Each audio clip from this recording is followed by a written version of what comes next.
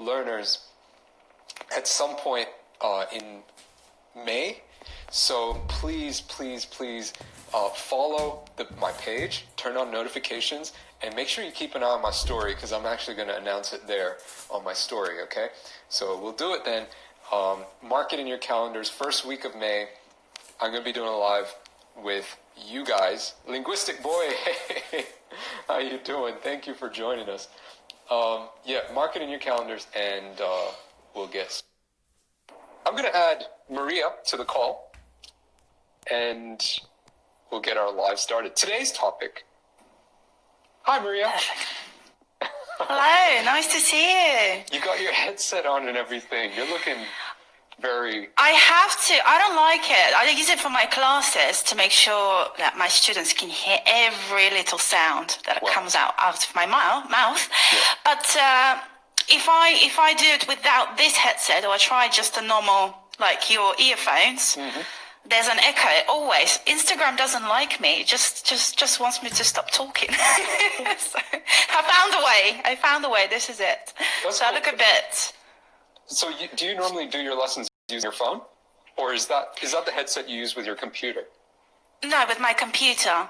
Right. Yes. Okay, but you just plugged it into your phone, and here you are. Is that right? Okay. Basically, does it look strange? Well, it looks. You look like a pilot.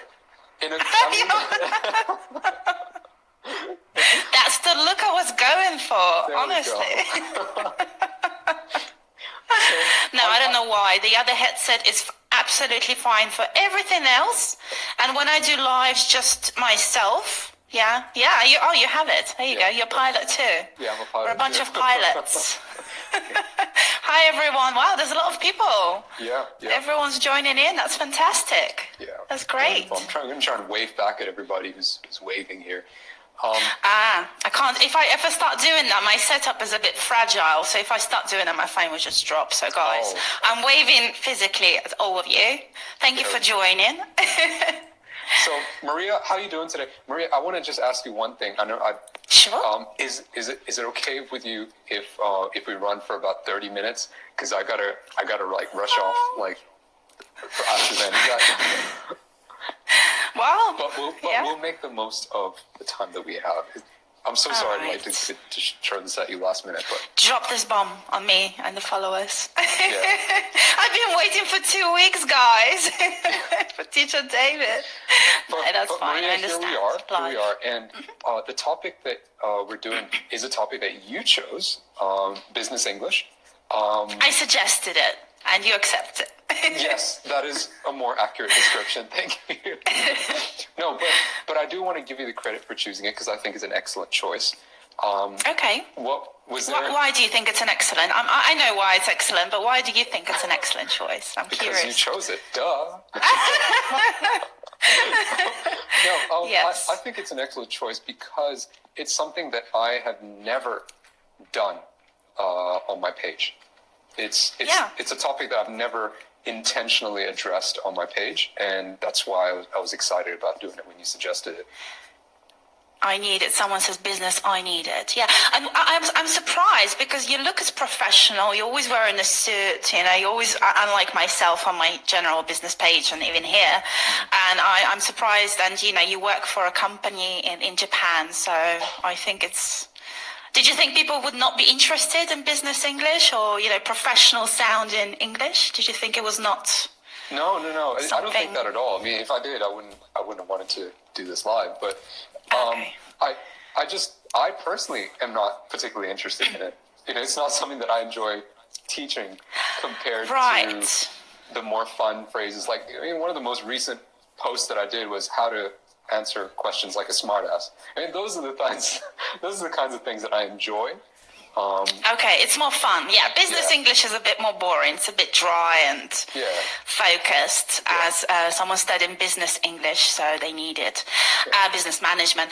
I'll tell you why I decided to do a live and why I wrote the article that I sent to you. I have a business student, business English we're studying, and she was telling me giving me requests or asking me things in a very direct manner. And I said, and she's Spanish, I said, I know this sounds fine in Spanish, but in English it sounds really rude. And she works with people from all over the world, so she's got video conferences and calls, so she needs to sound professional. It's important for her career to progress. She's a very ambitious girl. Yes. And I just found an article online where they gave advice on how to sound more professional.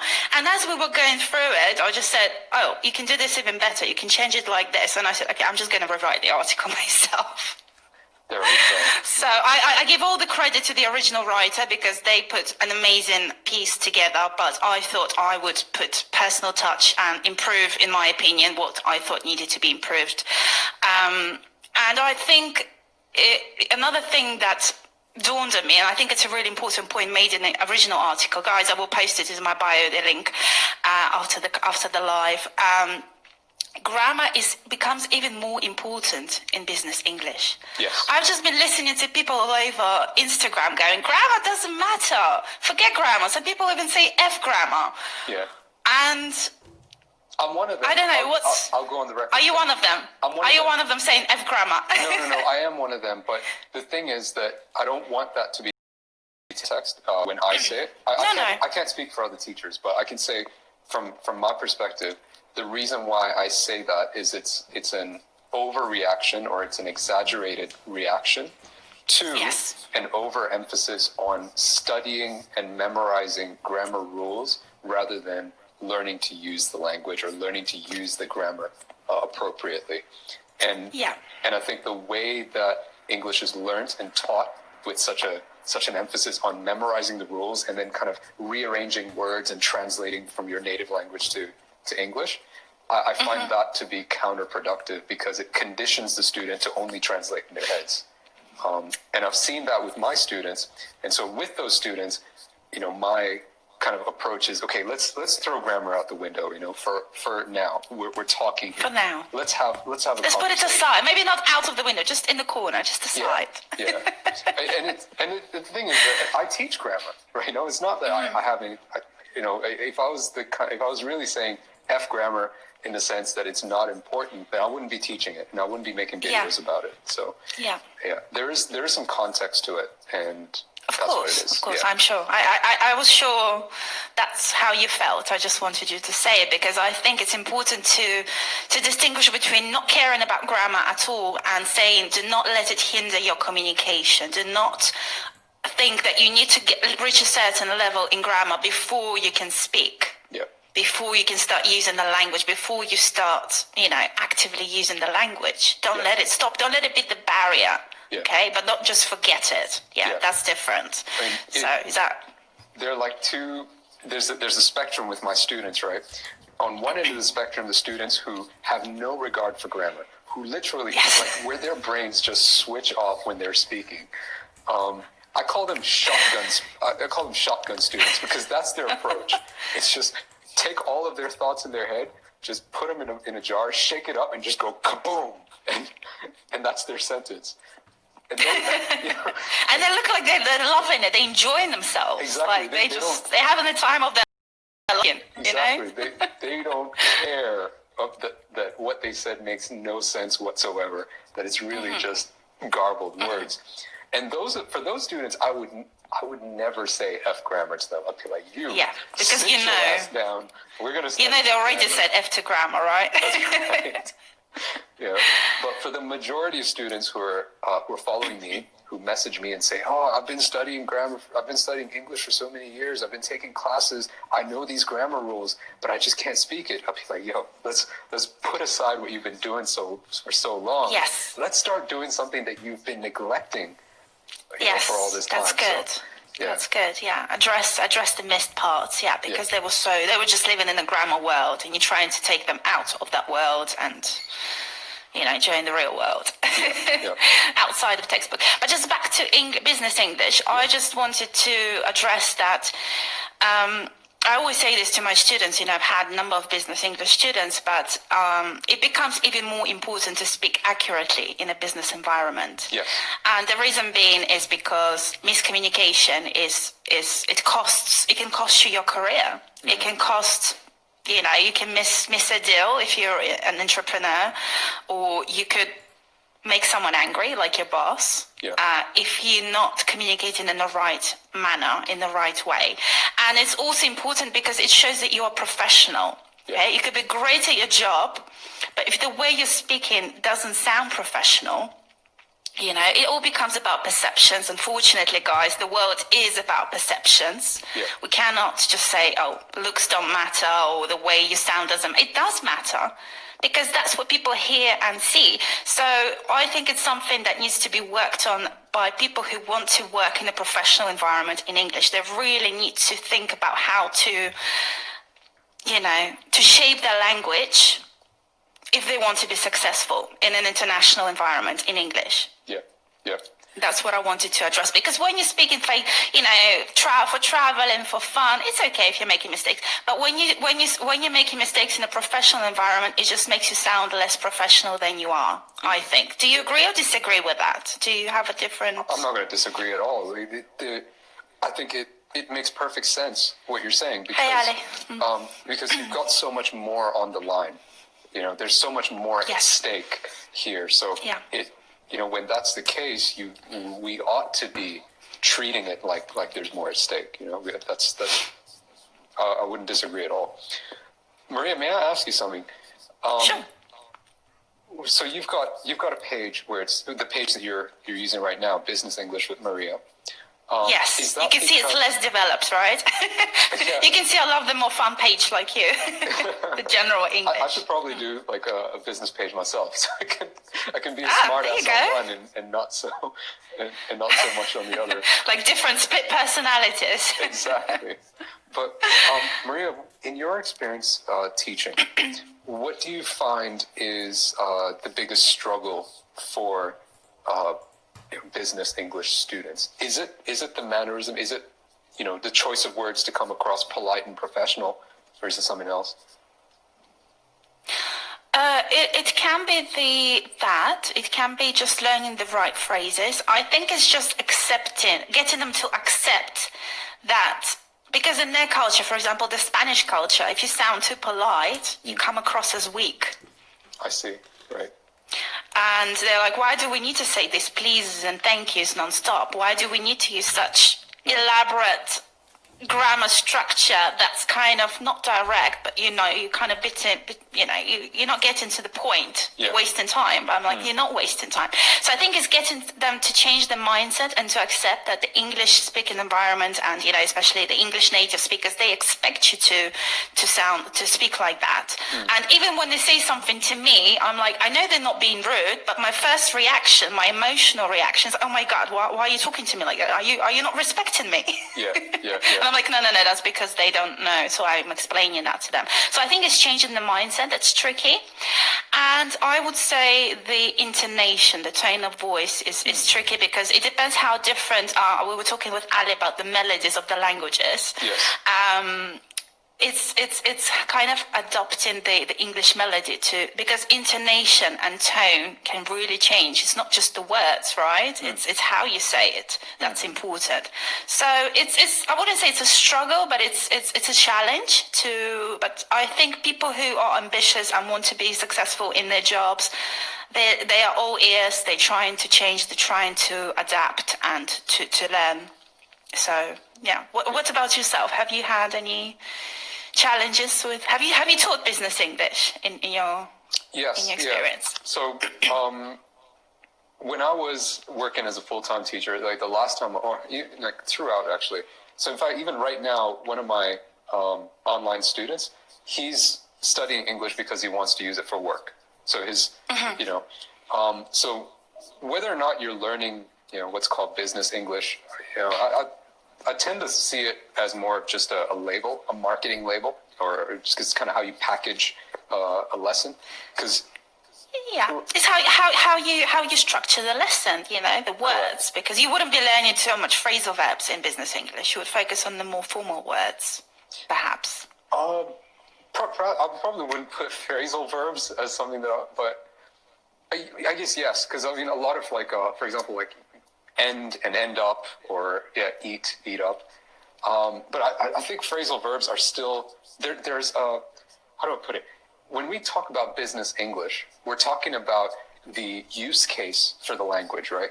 So I kind of see it as just the use case. So what is this student's goal? And if it is their goal to be using it for work or in professional environments, talking to clients, talking to their colleagues, then that's where, yeah, I would use that label, business English, right? Because the language that they're learning, that they're practicing, is going to be relevant to all of those use case scenarios. Yes, for sure.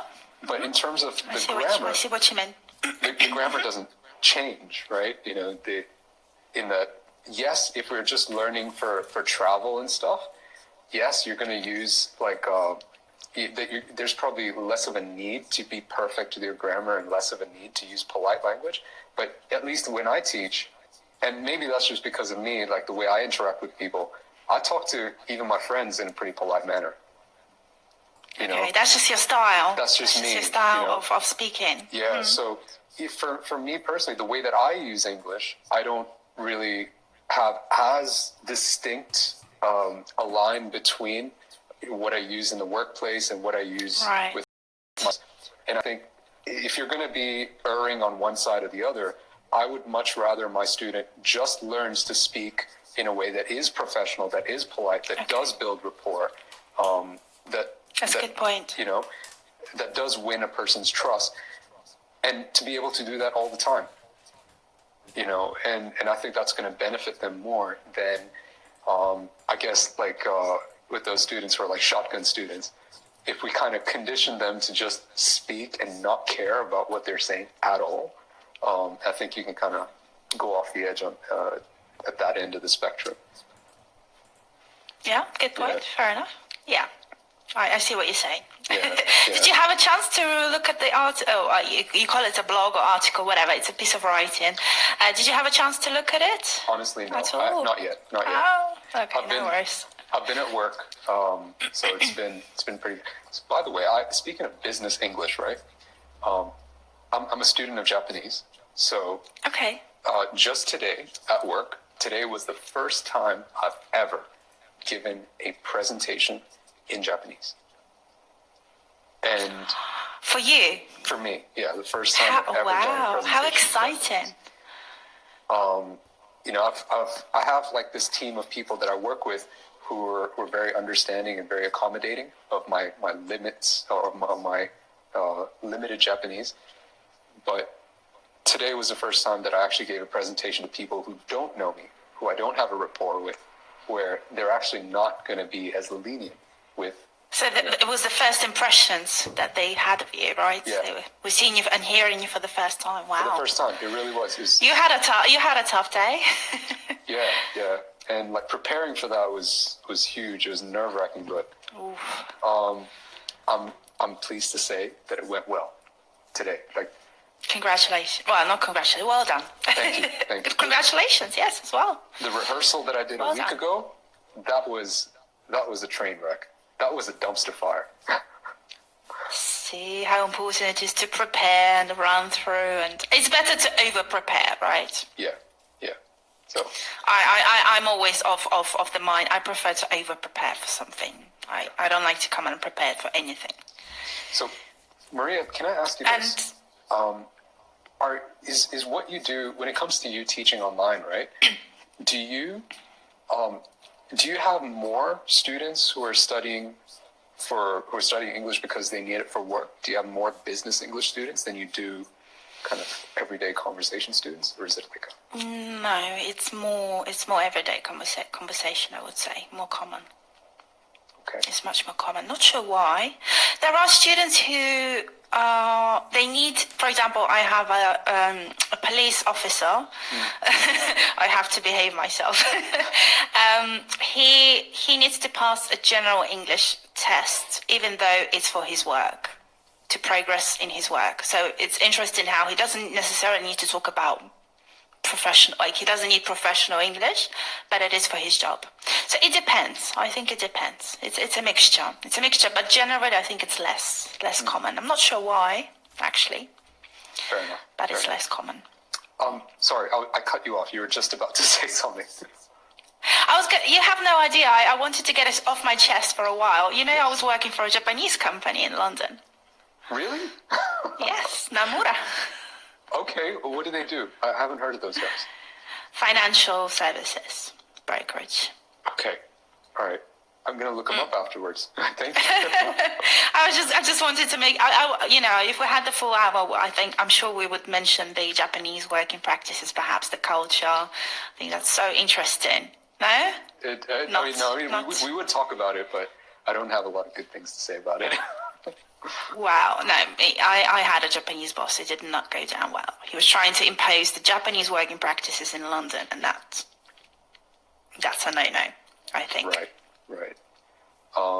Yeah, but you're trying to hold back. You're holding back. yeah. No, because I mean, I'll message you about this later at some point.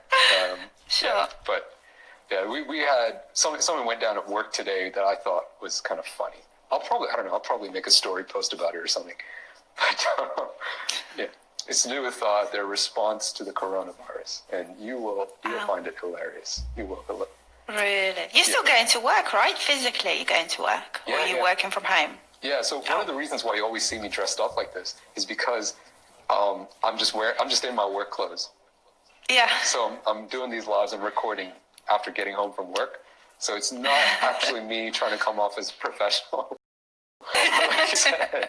I'm not pretentious. Not trying to be. Fair enough. But yes, sorry. Go ahead. No, it was just the article I haven't looked at. I was just the grammar structure that I mentioned there was using modals to sound more professional. Mm-hmm. So, for example, we all know we must use the word please, but in the work environment, it's not enough. So, print this for me, please. You can improve on that, and that's where the grammar comes in. Yeah. Would you print this for me, please? Yes. Could you print this for me, please? So the use of modals takes you to the next level of politeness. Yes. Okay. Yeah, and the other one is the indirect questions. Indirect questions, very, very important to sound polite. I think there was a meme, there was like a picture. It's very, that's why I wasn't sure about the Americans are more direct than British. But even if in the street, if you ask someone, there was a drowning man in the US saying, "Help me, please." And you know, they helped them. And then in Britain, they just ignored them because it wasn't a polite way of asking to save him. So, dear sir, would you mind, or would you be so kind to help me, please? As he's drowning. That's a bit taking the making fun of it, but it's really true. Even in everyday English in Britain, if you ask someone for directions, you use indirect questions. And imagine if you use it in the street, it becomes even more so important to do that in a work environment, especially with someone who's more senior than you, your manager, other managers. You know, it shows respect. Yes. And you sound so much more polite and professional. So instead of saying, "Could you help me?" That's a modal. So that's, "Could you help me, please?" I'd be really grateful if you could help me. Or I was wondering if you could help me. Yeah. Or would you mind helping me, please? You know, all this indirectness is so important in a business environment. That's what I wanted to address. You're right. The last time I was teaching a student about kind of making requests in a workplace, or asking for help, right? The way I'd summarize all of the points that you just said is I'd say, in general, when you give somebody an instruction or a command, that's going to come across as more condescending, as patronizing. Whereas, if you do the exact same thing, you ask for the exact same thing, but you ask rather than demand or command or instruct, all of a sudden, just the fact that you're asking a question which the person can say no to means that you're being less imposing. You're offering them the option of saying no. And that in itself shows respect. The fact that you're respecting their, how do I put it, their free will their free choice as to how they respond to Yeah. you. I mean, that's just how I think about it. Yeah. think Yeah, so. I agree with you. And what I wanted to add, it's not enough to have this respect in your head. Yeah. It's the language that you use that shows respect. That's Yes. the point, right? You can respect them all you want in your head, but if you use the wrong language, it sounds like you're disrespecting them. Exactly. And that's why it's really important to have the right grammar, the right phrases up your sleeve and use them appropriately. Yeah, yeah. Here since I live in Japan, I mean, it's just a reference. You might have experienced this at the company you work for, with Namra.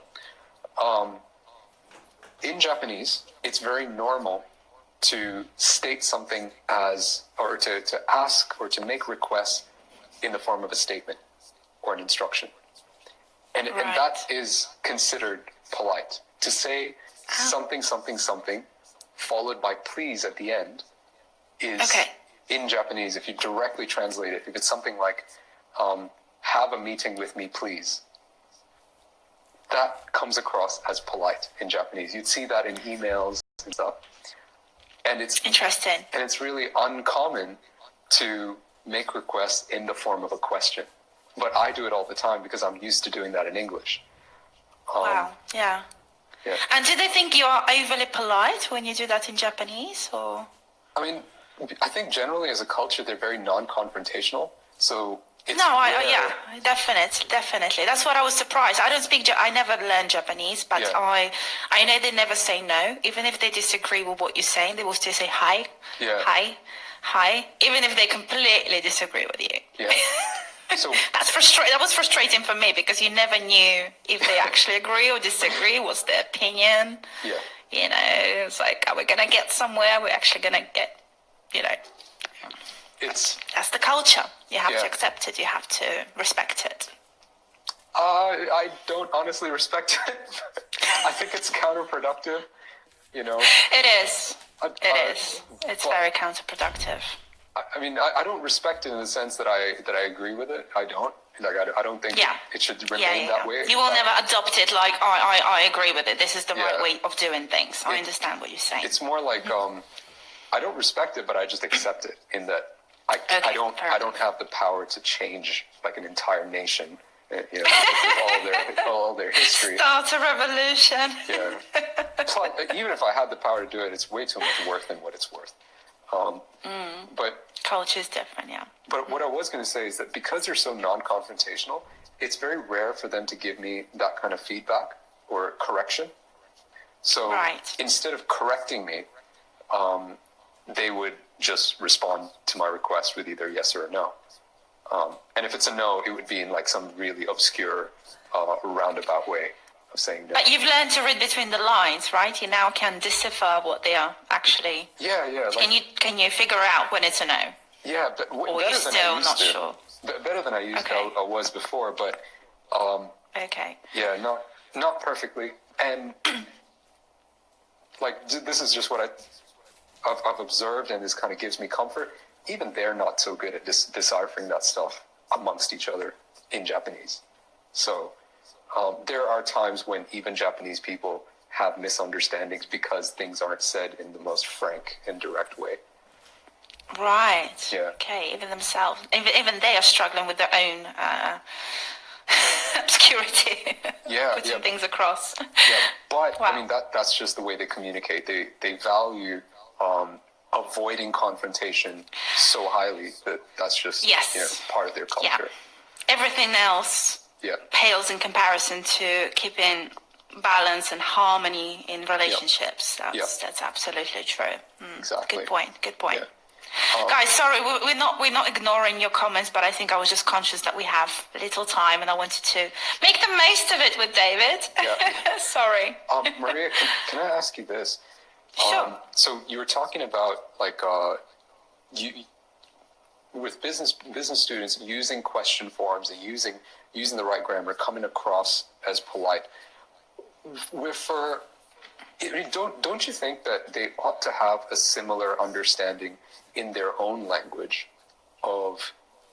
I mean, don't they have different levels of politeness even in their own language? For example, Spanish, not to the same extent. No. Really? Okay. No. I mean, I was, as you know, I'm splitting my time between Spain and UK. I don't know if you know, but in the beginning, it was really hard for me because I was too polite, and they were looking at me like, "Why are you saying please?" And I was thinking, people are really rude. Why are they not saying please and thank you? But it's just the culture. So yeah, they are obviously a bit more polite in a business environment. Christy is Spanish, so you can comment on what you think. Yeah. Do you think Spanish is as polite as English, or perhaps English takes it to the next level of politeness? Yes, of course, it's different in Spanish. You still use more professional language. You still sound more professional, but I think not to the same level. The sentence is not so twisted when you're trying to speak someone in a really polite form. I think it's still a bit more direct. Let's have a meeting, or can you? They will say maybe please, but they will not say, "Would you mind doing this for me, please? I really appreciate it because and then they'll give an explanation. I'm running late on my deadline, and I need to finish this project, so I'll be really grateful for your help on this." Right. Right. I think this explanation is another part that people, maybe the big bosses will not do. They will just do it. But if they want to be polite and respected, not feared, I think they will still be considerate and use, "I'm Spanish, you're right, thank you." Now Christy is saying the same thing as well. She said, we are less polite, she says. That's interesting. It's not that they're less polite, it's just they sound less polite if you translate it directly into English the way they speak. They don't mean to be impolite, it's a different way of expressing politeness. So only when English people are having fun are less polite than I am. I'm just talking about the drunk tourists, I imagine. That's interesting. Because I don't speak Spanish. I've taught Spanish speakers before. In fact, one of my current online students is Spanish, but I wouldn't be able to use direct translations to show them how English works in certain situations, whereas I can do that in Japanese, right? So when I'm teaching this idea of different levels of politeness, for some of the lower level Japanese students who need the support in Japanese, I would just say, okay, saying this in English is similar to saying this in Japanese, and straight away it clicks. Because Japanese does have so many different levels of politeness and formality. So it's kind of easier to kind of just say, hey, it's like saying this in Japanese, and straight away they're like, oh wow, that's not what I mean to say at all, and I'll be like, yeah, well, that's how you come across when you say it this way in English. But are you telling me that you can't do that in Spanish because they just aren't as careful about their levels of politeness as we are in English? It's just not considered necessary, Right. It's not seen as necessary. It's not seen as impolite, as Christy said. I think it's Christy, her name. That we don't say thank you at the end of every sentence and please at the end of every request. Right. And if you don't do that in English, then maybe if you're with close colleagues, you can be a bit more direct, but I think you will still come across as more professional if you say just please. It's better. It's much better. So I think, I don't want to say that Spanish people are impolite, but to me they come across, especially in the beginning of me residing here, I felt like they don't respect me. Why are they so rude? I took it personally. I thought they disrespected me. And they probably thought, why is this girl saying please and thank you non-stop? Stop. She must be a pushover. She's overdoing it. Yeah, pushover, exactly. Yeah. It's seen as a sign of weakness, I think. If you're too polite in certain cultures. In Russia, for example, I'm originally Russian, guys, in case anyone didn't know. I was born in Russia, grew up in the UK. In Russia, you are certainly seen as a pushover for saying please, thank you. If you adopt the same intonation of politeness in Russian, people will think you're a pushover. They will not respect you. Do they also have cases where people will think that you can't be trusted, that you're up to something? Yeah, could be. That's a good point, actually. Okay. Yeah, that you're trying to cover something up with your politeness. Yeah. Like you're doing this dance around because you're trying to cover something up. That's a good point. That's true. Yeah. Cool. And that's something that happens a lot in India. And even Malaysia. If you're Morteza, thank you for sharing. This guy isn't polite. Please block him, okay? All right. Drama. Yeah, Drama. Yeah, drama. But Maria, I've got to run soon. Maria, can I ask this? Yeah. You've got a blog, an article, which I am going to read, by the way. I am going to read that like after this live. It's my first time I've had a chance to like take a break from work. Where can everyone watching find out more about your blog, your other projects that you have going on, and also take lessons with you?